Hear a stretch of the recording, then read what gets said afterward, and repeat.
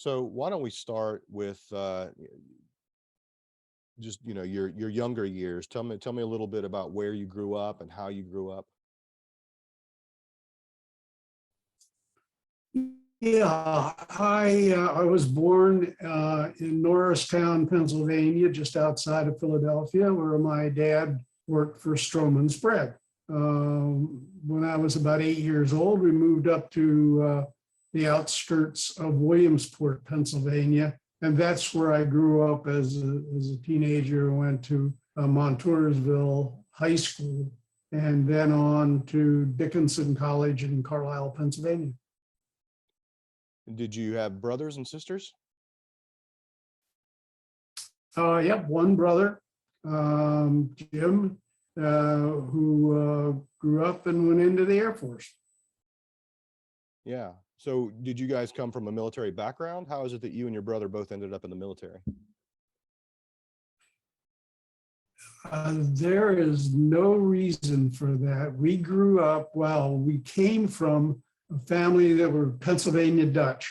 Our family went then into the Lutheran religion out of the Pennsylvania Dutch. And the only reason I started off in the military was at Dickinson as a freshman. I was told that I would get 0 credit for joining the gym, or 2 credits, 2 hours credit for being in the ROTC, which is what got me started. And then at the end of my sophomore year, I said, yep, I'll stick in there. And figured I'd put a couple of years in, I'd probably get drafted anyhow. And that got me started. So did you go straight into the military out of college? Did you finish your degree? I did. I finished the degree in June of '63, and started in September in the engineers at Fort Belvoir, Virginia. And what was your degree in? Political science and economics. Mm. So why I went into the engineers is beyond me. Right. So you joined up with the engineers. I'm assuming that you were commissioned. Yes. Mm. Yes. Yeah, I was a young lieutenant. Yeah. And what year was that in Fort Belvoir? 1963. 63. So how long did you spend there in Fort Belvoir? Oh, just a few months to go through the engineer basic course, the engineer officer basic course. And then I was assigned to the 16th Engineer Battalion in the 1st Armored Division at Fort Hood, Texas. Okay. So are you a single guy at this point? Do you move to Texas by yourself? I got married late in my senior year to my girlfriend from upstate Pennsylvania, and from Montoursville, and then off we went with a young baby. Was born at Fort Belvoir while we were there, and then went down to Fort Hood and got started down there. And how long did you stay at Fort Hood? Oh, about 2 years. As I was getting close to finishing my 2-year commitment to the military, we were interviewed, all of the young lieutenants in the 16th Engineers were interviewed by a military intelligence team who were looking for engineers to do targeting on North Vietnam from an engineer standpoint, what made sense. And we all sort of looked at each other as if, gee, I don't know anything about this. And they said, oh, by the way, your assignment would be at Fort Shafter, Hawaii. Oh, that makes a difference. So a group of us, yeah, joined up, and then off we went to Fort Hood. So yes, I was still an engineer, but learning about intelligence, which got me very interested. And as I was being ordered to go to Vietnam, I had put in paperwork to go for a regular Army commission in intelligence. And off it went, and off I went to Vietnam. And while I was there waiting for an assignment, I was told I would be going to the 4th Infantry Division and into the 4th Engineer Battalion. And off I went up into the Highlands and was did you ever given go to command. Oh yeah, I spent about 2 years in Hawaii. Learned how to surf. Yeah, great. So, all right. So if you spent 2 years in Hawaii, so we must be talking about what, 65, 66 that you were sent to Vietnam? Actually, it was in January of 68. January of 68. So Okay. 63 to 65 at Fort Hood, and then 66, 67 in Fort Shafter, and then January 68 into Vietnam. With the 4th Infantry, 4th Infantry. With the 4th Infantry. Well, It turned out that's a hell of a time to arrive. That's a hell of a time to arrive in Vietnam, January of 68. Yes, and particularly when I got there, I was told that the reason I was sent to the 4th Division was that they needed a bridge company commander, and they knew that I had been with the bridge company at Fort Hood, and the person who got me that position was my former compatriot, a major, who knew that I had done bridging before and got me in for that position. And that was about 2.5 to 3 weeks before TEP.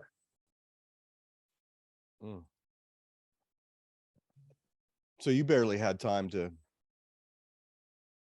kind of figure out your new surroundings when Tet erupted. Got one bridge in and out outside of Khartoum, and we did a pretty darn good job on it, and got it back into, or getting it back into the base camp. We were told to move out and get back in a hurry. And that was because they had suspected something was going to happen, which turned out, of course, to be TET. And we switched from engineer to infantry and went into Pleiku City on the 31st. And you're a company commander at this point? Yes, I was. So does that mean that you had been promoted? Were you you were no longer a lieutenant if you were a company commander? I had made captain before leaving Hawaii. Gotcha. And they knew that I had done bridging with the 16th engineers down at Fort Hood. And they just needed somebody with experience at the rank of captain. And I was one of the only ones around that had it.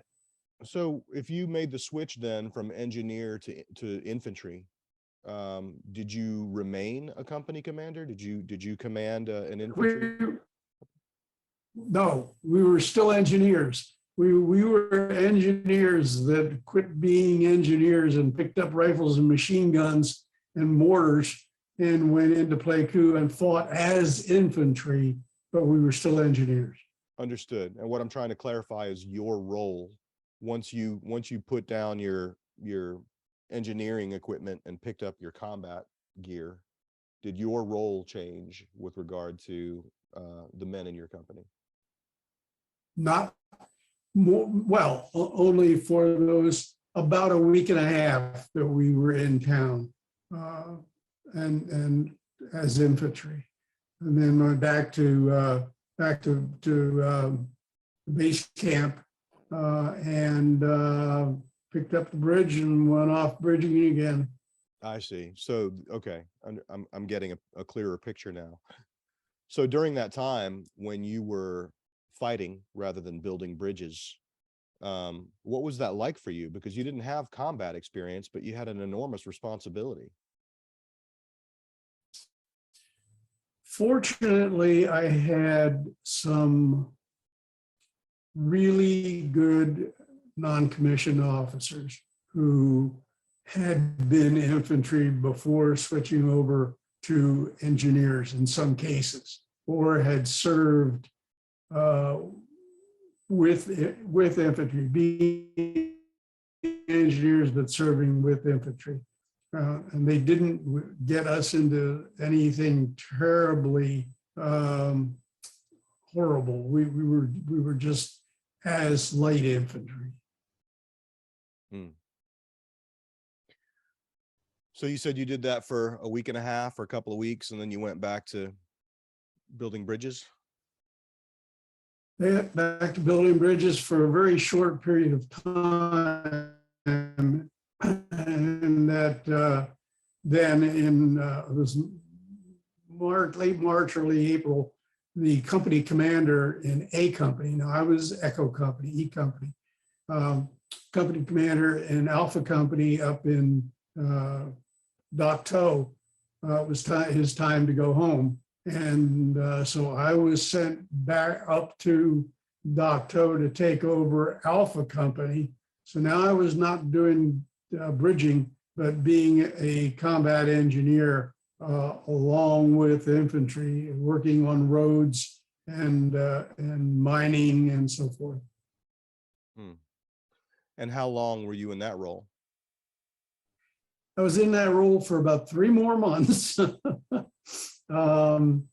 When my regular commission that I had applied for before leaving Hawaii came through as intelligence, and I was moved out of the engineers to 4th Division headquarters in the Intel area, and ran the intelligence center for the division at night, from 6 at night to 6 in the morning, 7 days a week. And that got me started in intelligence. And when did you leave Vietnam? In December, so it was a full year. December, okay. And so how long were you in that last role, the intelligence role, before you left? For 6 months, from July, early July till the end of December, pretty much the end of December. And then sent back to Fort Holabird, Maryland, to the Military Intelligence Career Course.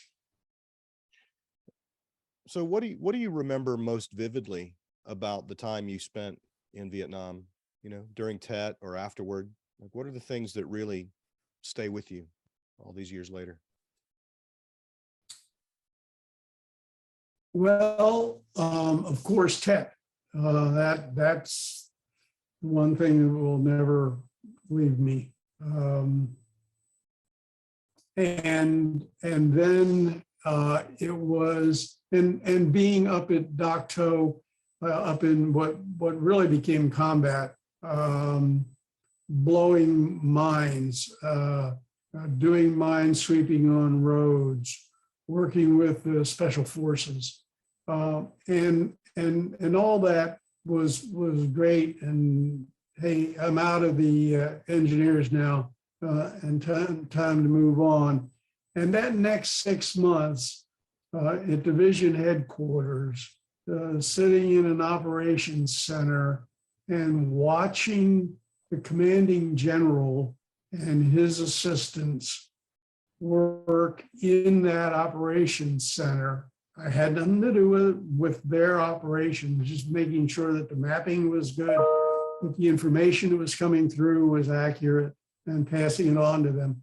But watching general officers, I had never had that opportunity before, certainly became, wow, I see how things happen around major operations. So December of 68, you left Vietnam. And where did you go? Yes. Where did you go next? Fort Holabird, Maryland, to the Military Intelligence Career Course. Mm-hmm. And while there,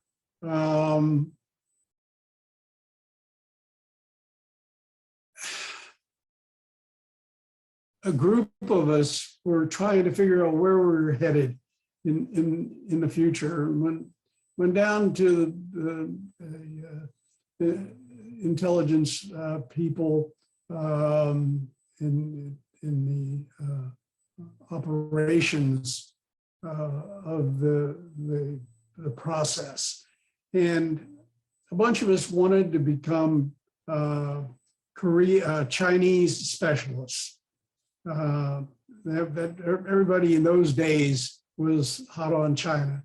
And we were told that they didn't need any more, they had plenty. But oh, by the way, if you do want to go out to that area, we are in quite some need for people doing Korea. So I thought about it for a little while, and I contacted them again, and I said, okay, hook me up. And that got me started on the rest of my military career as the Army's first Korean Foreign Area Officer. And what is a foreign area officer? What is that? What is that job? Well, you become knowledgeable in whatever that quote foreign area is. In our case, obviously Asia, but the specialty for me was Korea, because we did have and do have quite a force there. And the bad guys are still on the other side of the DMZ. So for an area, my area was Korea. And so how did the rest of your, I mean, you ended up spending more than 20 years, right, in the Army? Yes, And 26. 26 years. And all because they promised you 2 extra credits back in back in Carlisle. Back in Dickinson. Yeah. Yeah. Yeah. And once I got going with Korea, went back out, got started as what was known as a current intelligence officer at G2, 8th Army. And then went down to the embassy and took foreign area officer training at how you would do it, not necessarily militarily, but through intelligence, through the system. And then I became the American inside the Ministry of National Defense. And by this time, my language was pretty good, and got by with it, working on a day-to-day basis with the Koreans. So I gather you probably spent quite a bit of time in your career in Korea. Yeah, about about 8 years. 8 years. And then other time in the Pentagon, in the State Department, in the Defense Intelligence Agency back in the States doing Korea. And what year did you retire from the military? 1989. 89. So 63 to 89. Okay. So you were in the DC area in 82. You were still in the military when the wall was dedicated. In 82, now you're getting interesting. I was the assistant army attaché in the U.S. Embassy, Seoul, Korea. And so the wall was going up, and I mean, we had, of course, information. We were in the embassy, so we had information about what was happening. And I was on the downside of the wall. It was black. It was down. It didn't talk about the rest of us. It was just the ones who were killed. And I wasn't very much, I was trying to figure it out, what I thought about it. My next assignment out of Seoul was to the Department of State, where I was an intelligence type person for State Department. But I was a runner, and I would come out the front door of the State Department, down the hill, and what was the first thing that I would come up on? The wall. And it didn't take long for me to change my mind as to what the wall was and what it was all about, as I witnessed lots of people going to the wall with their hands up on names, coloring, changing names on paper, crying, being supported by other guys, other gals or wives and so forth. And it didn't take long for me to say, you know, Delp, you were wrong. This is a really good thing that they've got here. And at that point, I just became very friendly. I still had plenty of time to do more things with the Army and Defense Intelligence Agency before I retired. So, but that was when I flipped around. So that was around 85 or so. Mm-hmm.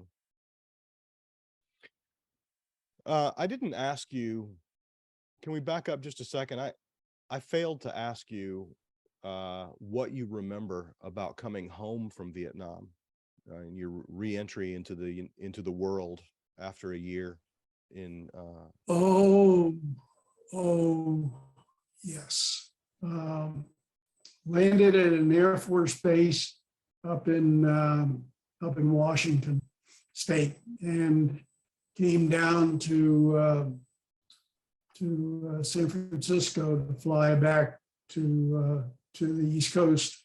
My family was living up in Pennsylvania. Got to the airfield.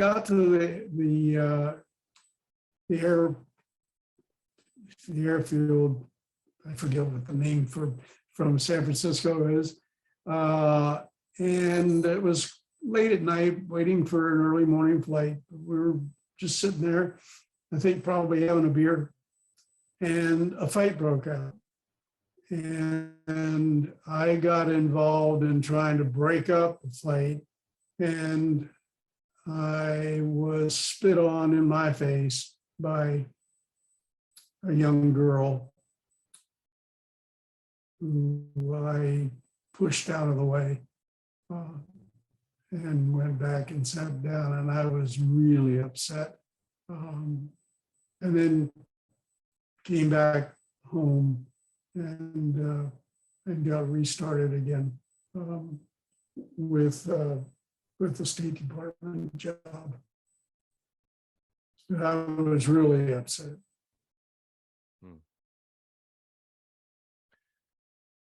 Okay, so in 1989, you left the military, you retired. And what did you do after that? I was offered a job with a company up in York, Pennsylvania. It was known to all of us as BMY, and it stood for Bowen McLaughlin York. Small company, but directly involved in production of military vehicles, which ended up after a while of being Bradleys, but also artillery pieces and other tracked vehicles, and mainly international marketing for them. Not too long after I was there, they merged with the company FMC, which is still in being, from California, I think San Jose.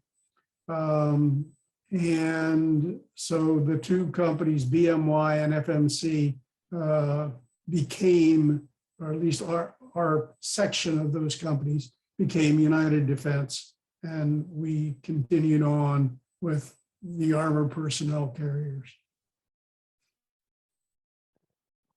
being Bradley. Yeah. At what point did you start to get involved with VVMF?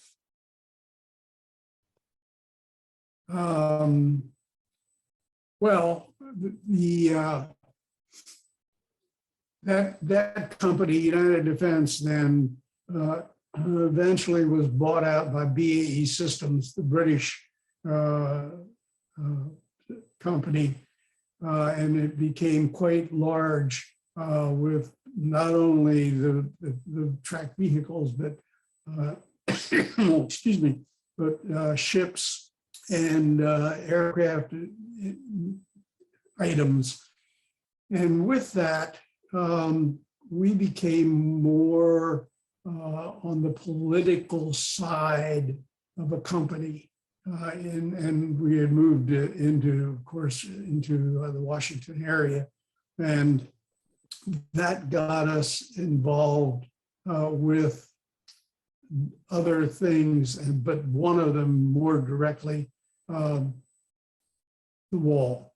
And right off the bat, it was, hey guys, do you have any knowledge of some people we could go see about getting some pictures? Now this now was around 2000 in that area. And I had spent some more time working for United Defense in Seoul. We went back, my wife and I went back to Seoul for a while, and then became more involved with things like the wall. And I certainly have pictures of me with the wall, and started that while I was working for those companies. I see. Okay. And you were married to Annie by this time, right? You and Annie got married in 96, was it? 94. 94. Yeah. And yes, and Annie was, she was more leaning towards let's figure out how we're going to do this picture thing than I was, that's for sure. I see. All right. So you started getting involved with, various organizations around the Washington area because of your job. At the same time, your wife is kind of on a mission now to help create the Wall of Faces. Yes, Okay. yes. So your involvement of that in and that effort was the result of her interest in helping with that project. very much so. And once once I decided to retire from defense contractor, I mean, I was getting up into the the 60s. It became Annie with the information. I don't know if this will take anything at all, but the freelance star from Fredericksburg on getting those pictures, the Wall of Faces fixed. And that was around 2012 when we really got going. Yeah. And you and Annie would travel to Vietnam veterans reunions. I mean, you went to all sorts of great lengths to try and find photographs All over the country. And we had, and still do have, a large pickup truck that we were able to load up with things to take to these reunions that would be let's say a small wall, like the wall that people would come to, and we could give them access to pictures that we had, but then names that didn't have pictures. Hey, this is a buddy of yours. Did you maybe have some pictures? And then Annie would be working with the people who were with the 4th Infantry Division, the 173rd Airborne, naval contractor, the naval companies, as well as naval organizations, and Air Force and Marines, very much Marines. Well, how many of these And trips that do you, just got us going. I'm sorry, say that again? Well, that was what got us going. The trips. I went into my file this morning, and on a annual look at reunions, there were probably 15 to 20 per year that were significant. We probably were able to get to maybe 4 or 5. So 4 or 5 You times just a year, couldn't- 4 or 5 times a year, you and Annie would just hit the road and go to a reunion where you didn't necessarily know anybody, and just make contact. We didn't know them, but we certainly had made contact with them beforehand for weeks, if not months, and got to know people on the phone with videos once in a while, but on the phone, on the computer, and emails through. So we had some friendships there waiting for us when we got to them. Got it. And I just want to make sure that I understand this clearly, Steve. Your primary objective in taking these 4 or 5 trips a year was for the Wall of Faces. That was the main reason you were there, was to collect these photographs? The Wall of Faces was major, but also it was seeing if we could get donations into the Vietnam Veterans Memorial Fund to keep things going, because it never broke down to be cheap. It always had to have something. So it was that, but for us personally, it was the pictures. Yeah. How many pictures do you reckon you and Annie were able to find over the course of all those years? Well, it clearly was in the thousands, but I really don't know, because many of those pictures we would alert people at these different reunions, or while I was sitting in the office, sending out emails to them. And the pictures would come into the VVMF, not necessarily to me. Some did, but a lot of them came in just to the VVMF. So I wouldn't say how many were from us, but it would have to have been into the thousands, because when you had 58,000 and change, that all it said change, the numbers have changed, but over 58,000 all the time. So yeah, I'm sure we kicked in a few thousand. Yeah. And you said you and Annie got started with this, really got going with it in 2012. And of course, just a little while ago, we announced that we had a photograph for each of the 58,281 names on the wall. So that's 10 years. That's 10 years of sustained effort on your part. How did you feel when we made that announcement?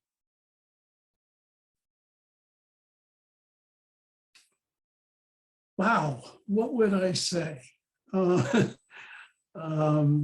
certainly was not surprised, because I knew we were getting there, but it was almost a collapse of, oh my God, we did it, or they did it.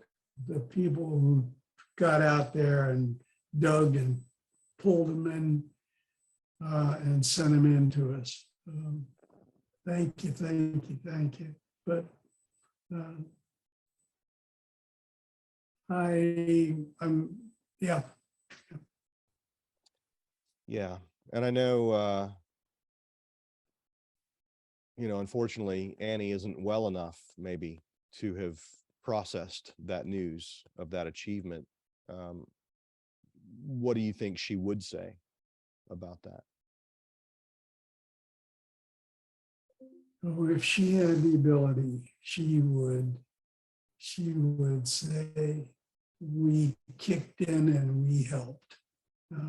And I think that would have been about it. I did take the sheet, the mission accomplished that we got, and made a copy of it and took it into her at Poets Walk, which is a memory location. And as I go in to see her every day or so, it's there. It's taken care of. She hasn't gotten rid of it. That's for sure. When you So think right now, and the main thing. Oh, go ahead. no, after you. Oh, I guess what I was going to say was right now the main thing is trying to get those wall of faces looking better. Yes, we got one of each. Now let's see if we can make the pages look better than we have. And we are. The people are still working to improve. Yeah, so I want to come back to that in a minute, because it'd be interesting to talk about what kinds of improvements you guys are targeting. But first, I just wonder if you look back on so you said 10 years, 4 or 5 times a year. I mean, you must have gone on the road with Annie 30 times or 35 times. What are some of the memories you have of those trips? After around 2017 or 2018, we weren't able to go anymore. So yes, 10 years of working, yes, but traveling was probably closer to 5 years. So Okay. Still 20 or so. Yeah. What are some of the memories that really stick with you from those days of, being on the road with Annie and trying to raise money for the fund and trying to complete the wall of faces? All the people you met? What stories do you tell about those experiences? I don't tell that many stories because it was one after another, and I just, everything would get mixed up. But just the idea that we were able to go into a hotel somewhere with a table and a wall of our own, and being able to then share with the rest of the people who were there, the idea of, hey, can you help out? Can you help out? And when we would come back home, and I still have some files, not what I used to have, but still some files of the discussions, the emails, the passing, the thank yous, the can we do this, can we do that? Times when, and some of the times when not necessarily traveling with Annie, but traveling with some other guys to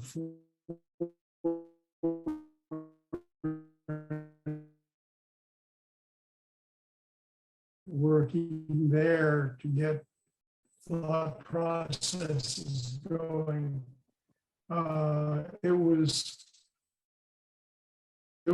was amazing to hang out with the people and get and being able to stay in touch for a long time. Mm.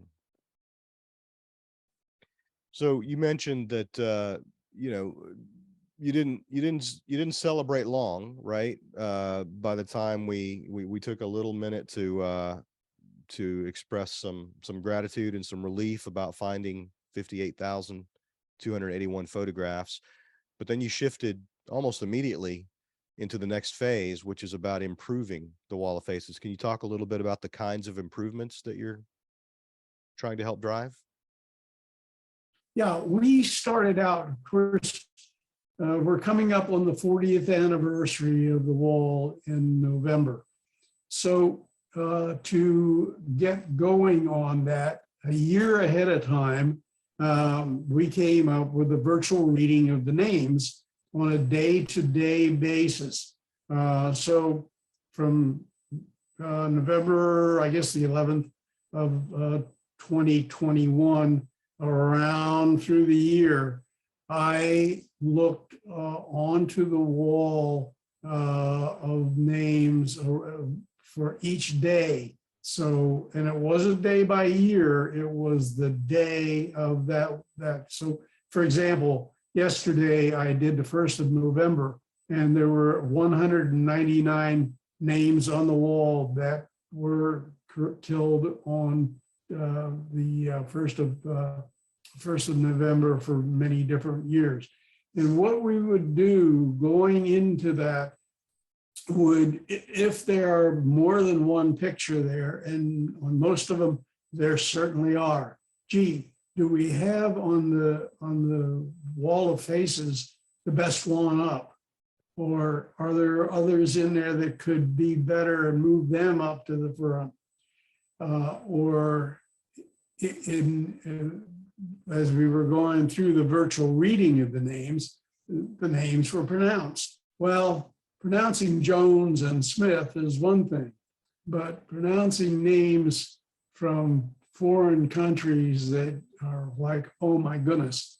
Well, some of them just weren't right. So we got them changed so that the pronunciations were correct.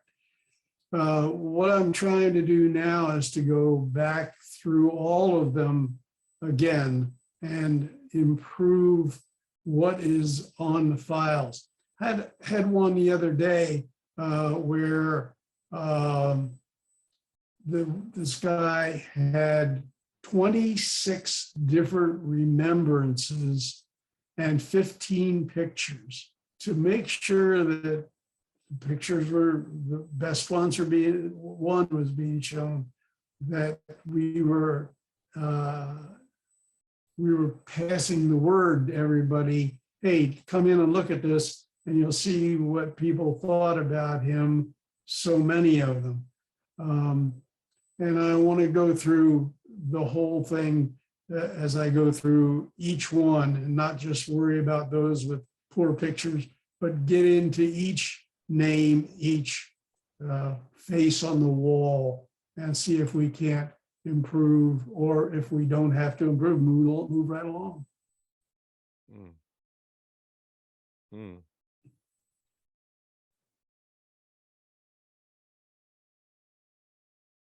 Um,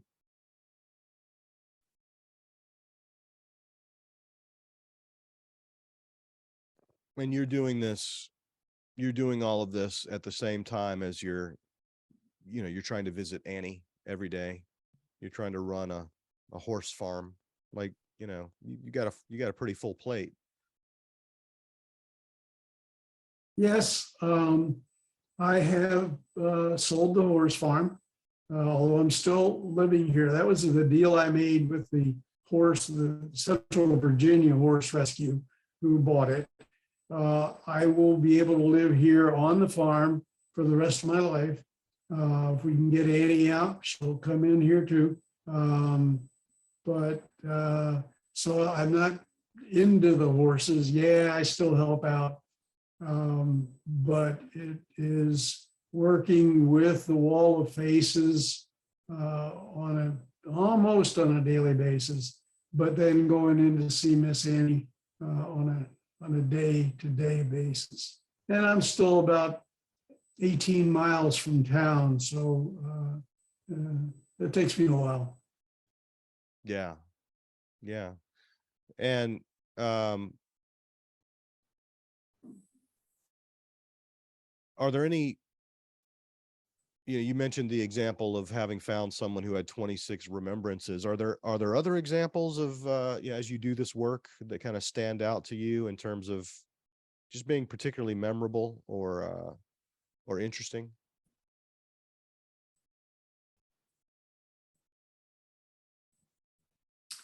Yeah. For example, a guy by the name of Rocky Versace. Rocky was Navy, I believe, and he was from the Washington, D.C. area, and he was killed in, I believe, 63, very, very early. And he became famous as a Naval Academy graduate, and I believe Navy.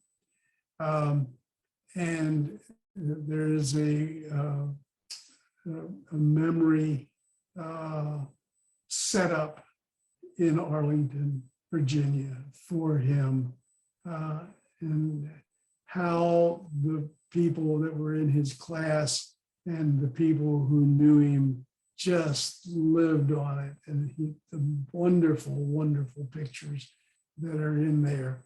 And you think, wow, it certainly isn't the best thing that could have happened to him. But once it happened, the way his friends and family took over. So it's great. So I would just suggest people go into the Wall of Faces, look up Rocky Versace. You'll love it. And things like that really get me. If I can get in and see the Wall of Faces on somebody which isn't good, I'll go back in and say, hey gang, for Tim and Elaine and Heidi and everyone else, let's see if we can't do better on this one. This one's got a problem. Or the ones I really enjoy are the, hey guys, we haven't made a big deal out of this, but maybe we ought to. Here's some really good stuff on the wall. And if we can get people to come onto the wall to see the really neat things, they may hang in there to help out, particularly if they're looking for someone. They find that person's Wall of Faces page and say, hey, I knew that guy, and I can get better pictures than what you have, and I'll get them into you. So that's the kind of stuff that I really get the big kick out of. And I'm retired. But if I can just kick in there and help out to get that wonderful wall going. That the wall that we call the wall of faces, to make my view anymore that the wall is such a wonderful place. And it kicked me in the butt for me to finally switch around and fall in love with it, which I should have done to begin with. Mm. Do you ever run into Vietnam veterans these days who still have issues with the design of the memorial? No, I haven't. Of course, I'm not out doing the traveling around anymore. But as I was getting to the end of that in 17, 18, in that time frame, it was very few that were negative. Most, or not most, but many of the guys like me, they switched from being very negative to being very positive. And we all sort of laughed and patted each other on the back and said, yep, I did it too. I was wrong too. Mm. We're getting old, there's no doubt about it. Yeah, well, the lucky ones are getting old. True. Well, Steve, is there anything else that, I mean, is there anything that we haven't talked about? Any area that you feel like I didn't go deep enough or overlooked?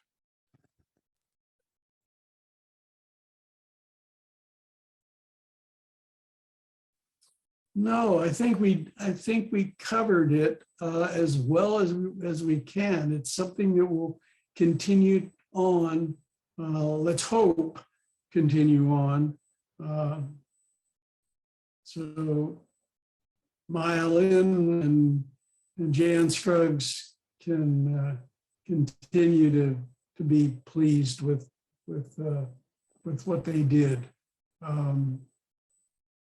And now the gala coming up on the 11th, with some wonderful people coming in to do the music and do the speaking. Hey, we've come a long way in those 40 years.